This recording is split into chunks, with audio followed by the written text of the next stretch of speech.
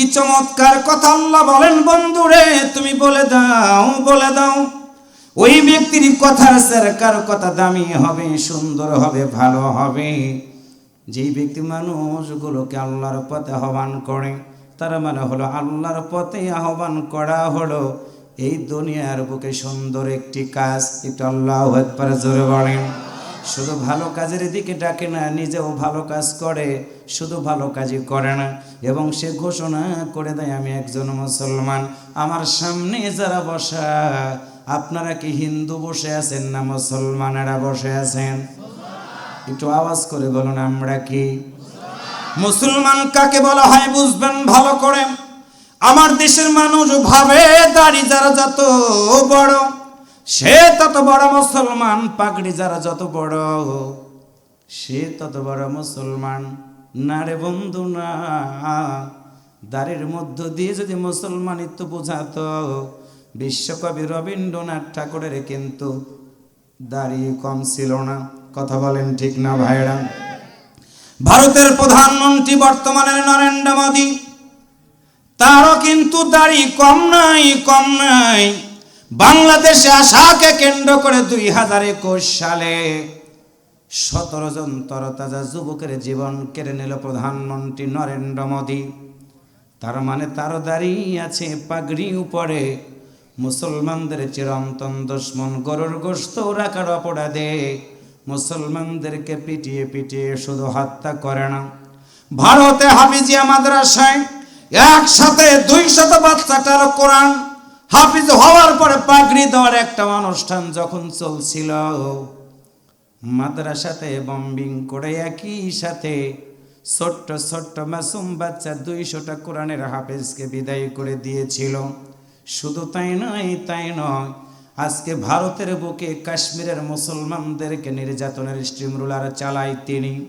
আল্লাহর বান্দারা যেই দাড়ি রেখে, যেই পাগড়ি দিয়ে মুসলমানদের রক্ত দিয়ে গোসল করে, আল্লাহর কসম করে বলি সেইটা মুসলমানের দিকে আঙ্গুল দিয়ে বলে না।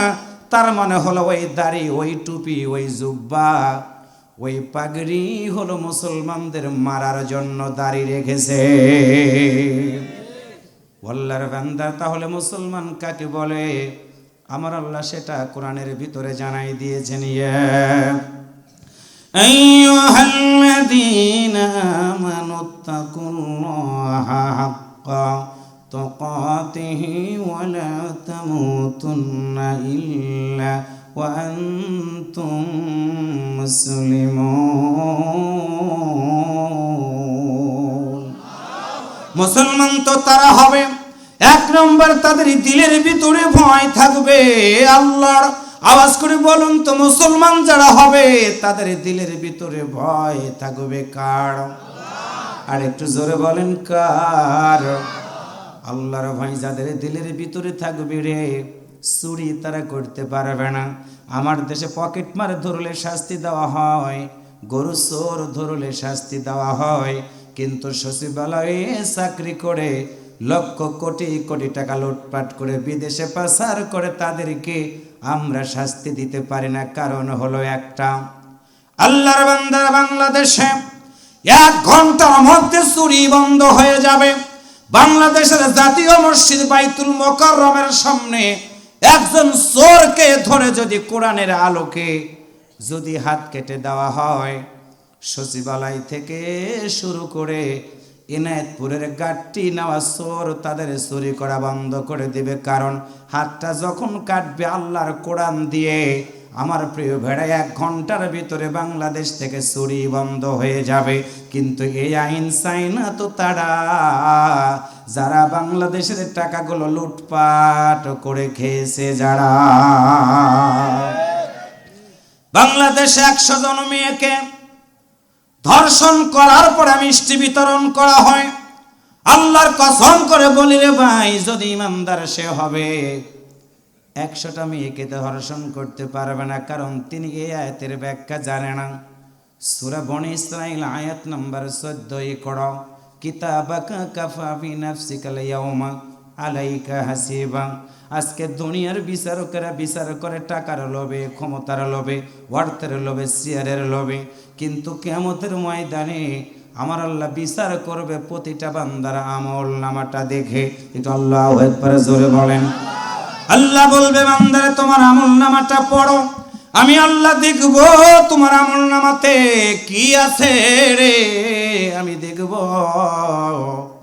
ওই দিন আমার আমল নামাতে যদি আল্লাহর আইন থাকে, সৎ লোকের শাসন থাকে, শোষণ মুক্ত সমাজ গঠন করার জন্য প্রক্রিয়া থাকে, হাকিমউদ্দিন আল্লাহর জমিনে দিন কায়েম করার আন্দোলনে শরীক থাকে রে ভাই, সেদিন আমি রাকিবুলের ওয়াজ করা লাগবে না, সেলিম ভাইয়ের দাওয়াতি কাজ করা লাগবে না। আপনি আপনার আমল নামাটা আল্লাহর সামনে বের করবেন, আল্লাহর ফেরেশতারা দেখে বিচার করে বলবে ইয়া আইয়াতুহান নাফসুল মুতমাইন্না ইরজিই ইলা রাব্বিকি রাদিয়াতাম মারদিয়া ফাদখুলি ফি ইবাদি ওয়াদখুলি জান্নাতি। আরেকটু জোরে বলেন আল্লাহু আকবার। আল্লাহর বান্দারা এই জন্য আমার আল্লাহ ডাক দিয়া বলে বান্দারে জান্নাতে যদি তুমি যেতে চাও, এক নাম্বার কাজ হলো ইন্নাল্লাযিনা আমানু, ঈমান আনতে হবে তোমাকে আল্লাহর প্রতি। ঈমান মানে হলো বিশ্বাস। একসাথে বলুন তো, পৃথিবীর কোনো মানুষের প্রতি না, আমরা বিশ্বাস স্থাপন করি কার প্রতি? আরেকটু জোরে বলেন কার প্রতি? আমানতু বিল্লাহি ওয়া মালাইকাতিহি ওয়া কুতুবিহি ওয়া রাসূলিহি ওয়াল ইয়াউমিল আখির ওয়াল কদরি খায়রিহি ওয়াশ শাররিহি মিনাল্লাহি তাআলা ওয়াল বা'থি বাদাল মাউত। তার মানে হলো আমার জীবন চলা যখন শুরু হয়ে গেছে এই মসজিদের বারান্দা থেকে, আমরা প্রথম শুনেছি আমানতু বিল্লাহ, যতদিন বাঁচবো বিশ্বাস স্থাপন করব আল্লাহর প্রতি। ওই আল্লাহ আমার প্রতিটা মানুষের ঘরের উপরে দুইটা সম্মানিত লেখককে পাঠিয়ে দিয়েছেন, কিরামান কাতিবিন, দুইটা সম্মানিত লেখক আমার প্রতিটা কর্ম যদি রেকর্ড করে রে ভাই, একজন ইমানদার কখনো অন্যায় করতে পারবে না। একটু কথা বলেন ঠিক কিনা? একজন ইমানদার রাস্তার গম চুরি করে খেতে পারবে না। একজন ইমানদার কখনো নিরপরাধ মানুষগুলোকে মিথ্যা সাক্ষ্য দিয়ে ফাঁসির কাষ্ঠেও ঝুলাইতে পারবে না। আওয়াজ করে বলেন কথা ঠিক কিনা? তার মানে হলো অন্যায় করেন আর ভালো করেন কেউ যদি না দেখে, একজনই দেখে রে, অন্তর থেকে বলেন তো তিনি কে?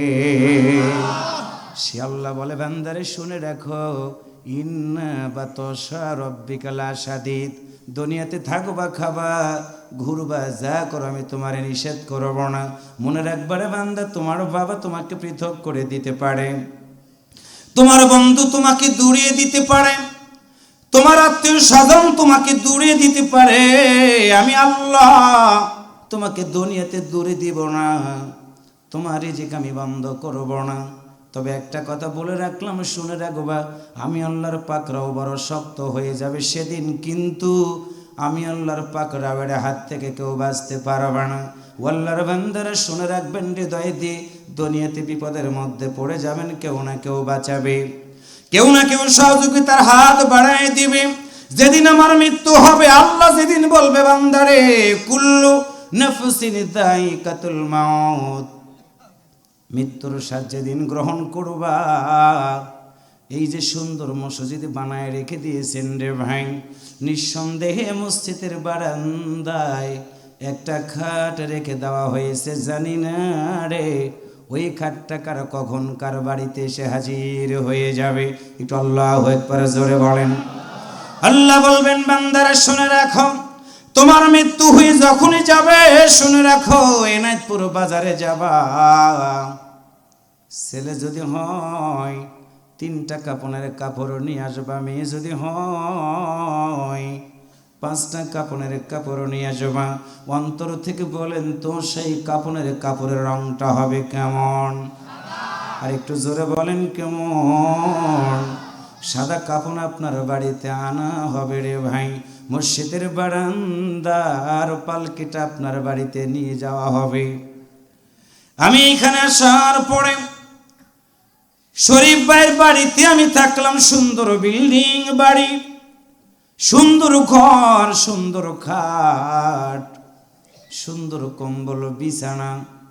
ওই বিছানাটা দেখে আমার চোখটা ভিজে গেল, কারণ হলো রাকিবুল ইসলাম আজকে বেঁচে আছে, সুন্দর দামি কম্বল ফেলে দিয়েছে, দামি কম্বল গায়ের উপর আমাকে দিয়ে দেওয়া হলো। যেদিন আমার ভিতর থেকে রুহটা বেরিয়ে যাবে, আমার এই দামি কোট খুলবে সবাই। সেলিম ভাইয়ের গায়ে থেকে এই দামি চাদরটা খুলে নিবে, খাটের উপরে রাখবে না, মঞ্চের উপরে রাখবে না, রাখবে না, এই মাটির উপরে শোয়া দিবে। এত নিষ্ঠুর দুনিয়ার মানুষ মাথার নিচে একটা বালিশ পর্যন্ত দিবে না, মাথার নিচে বালিশ দিবে না। মসজিদের বারান্দার খাট নিয়ে যাবে, রাত যদি 10টা হয় আমার সন্তান আমার ঘরের ভিতরে ঘুমাবে, বিবি ঘুমাবে, আমার মতো মানুষটাকে ঘাটের উপরে শোয়া সারাটা রাত বাহিরে রেখে দিবে। আমার গায়ে কত শীত লাগবে রে, 3টা 5টা কাপড়ের কাপড় পরায়া রাখবে, এমন খাটের উপরে শোয়া রাখবে যেই খাটের একটা তশকও নাই, জাজিমও নাই। দুনিয়ার মানুষ আমাকে মোহাম্মদ শব্দটা কেটে নিবে, মরহুম বলে আমার লাশটাকে সম্বোধন করবে। আল্লাহর বান্দারা সব মানুষ একত্রিত হয়ে যাবে, আমার মতো মানুষটাকে কাপড় সবগুলো খুলে পুরান চাদর দিয়ে আমাকে ঢেকে রেখে দেওয়া হবে। কিতাবের ভিতরে পড়লাম, বুঝবেন ভালো করে, এমন সময় কলিজার টুকরা সন্তান বাবার মুখের উপরে পড়ে যাবে, আব্বা বলে ডাক দিবে। বাবা সন্তানটাকে দেখে চিৎকার করে কেঁদে কেঁদে বলবে, সন্তান রে, আমি তোমার সেই বাবা, যেই বাবা কত রাত তোমার মতো সন্তানটাকে আমি বুকের উপরে ঘুম পাড়াইছিলাম রে। আমি তোমার সেই বাবা, তোমার মতো সন্তানটার মুখে খাবার তুলে দিতাম। আব্বুরে কি হয়ে গেল, বডি আমার ঠিক আছে রে, তোমাকে আদর করার মতো আমার শক্তি নাই, চোখ আছে চোখের দৃষ্টি আমার নাই। এই কথা বলে বিনয় করে করে কাঁদতে থাকবে। পৃথিবীর কোনো মানুষ শুনবে না, শুনবে না, শুনবে না। ঠান্ডা পানি গরম করা হবে, কাঠের উপরে উঠায়া কালো কাপড় দিয়ে আমার খাটটাকে সুন্দর করে ঢেকে দেওয়া হবে। গরম পানিগুলো আমার শরীরের উপরে একের পর এক ঢালা শুরু করে দিবে। মৃত ব্যক্তি চিৎকার করে বলবে, গোসলকারীরা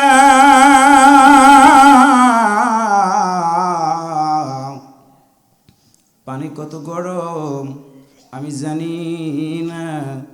আমার শরীরের উপরে কোনো পোশাক দুনিয়ার মানুষ রাখে নাই, একটা পুরান চাদর দিয়ে আমাকে ঢেকে রেখে দিয়েছে। তোমাদের কাছে একটা অনুরোধ, গরম পানিটা আমার শরীরে ঢেলে ফোসকা ফেলে দিবা না। দেখো তো পানিটা কত গরম, শুনবে না আমার কথা।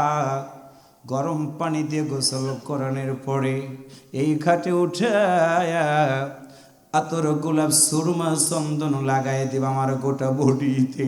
এটা আল্লাহু আকবার জোরে বলেন। পড়ায়া দাও, প্রতিটা মানুষ আসবে রে, একটা নজর আমার মুখের দিকে তাকাবে। আমল যদি ভালো হয় আমার কপালটা হলুদ বর্ণ হয়ে যাবে, আমার মৃত্যু যন্ত্রণাটা কঠিন হবে না রে। 4 জন মানুষ লাশ কাঁধে করে নিয়ে মাটির ঘর, সেই ঘরের ভিতরে আমার মতো মানুষটাকে নামাবে রে। সন্তান কোলে নেওয়ার মতো করে কাঠের সিটকারিটা খুলে দিবে দুনিয়ার মানুষগুলো।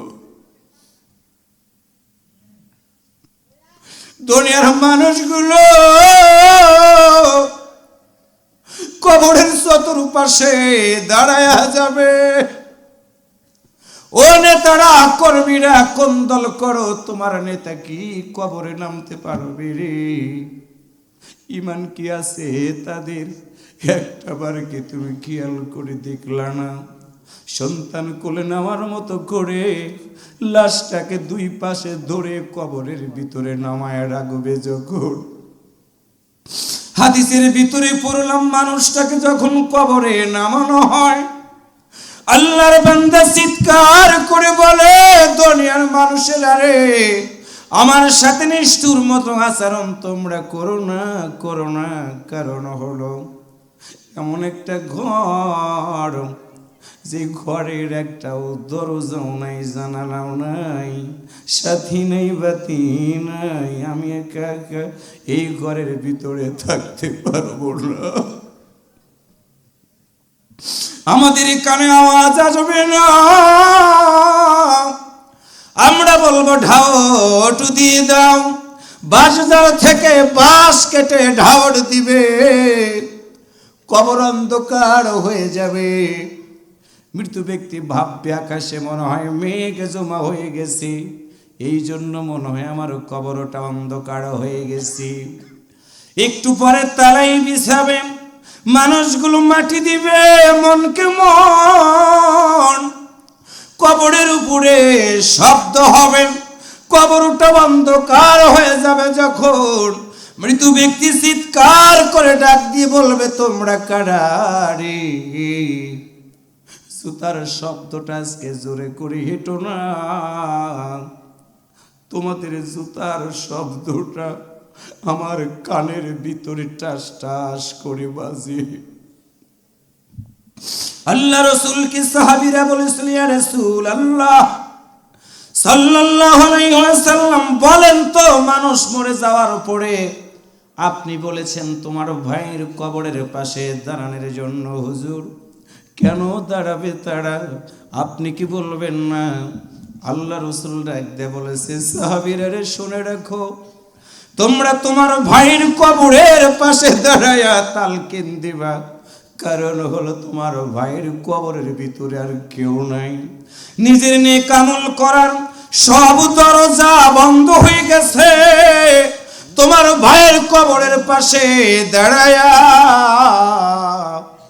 তালকিন দিয়ে দিবে যতক্ষণ একটা পশু জবাই করার পরে গোশত বন্টন করতে যতটুকু সময় লাগে ততটুকু পর্যন্ত সময় তোমরা তোমার ভাইয়ের কবরের পাশে অপেক্ষা করবা। একটু আল্লাহু আকবার জোরে বলেন। আল্লাহর বান্দারা, ওই কবরটাকে আমরা ছেড়ে দিয়ে চলে আসবো যখন, আল্লাহর ফেরেশতারা আসবে কবরে, এই কথা জিজ্ঞাসা করবে না কতদিন ক্ষমতায় ছিলা, জবাব দাও এই কথা বলবে না, ওয়াজ করেছো কতদিন এইটা বলবে না, একটা প্রশ্ন করবে, আল্লাহর বান্দা বলো তো তোমার ইমান যদি থেকে থাকে জবাব দাও, মান রব্বুকা, বলো তোমার রবকে।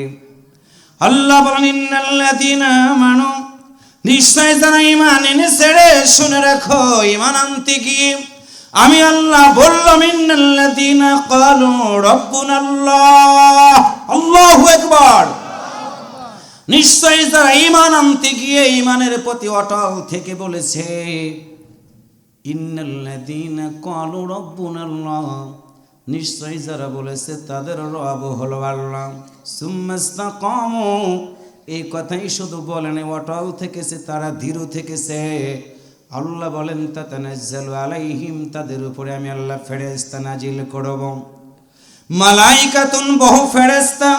তাফহিমুল কোরআনের ভিতরে আমি যখন তাফসীরটা পড়লাম চোখ ভিজে গেল রে ভাই।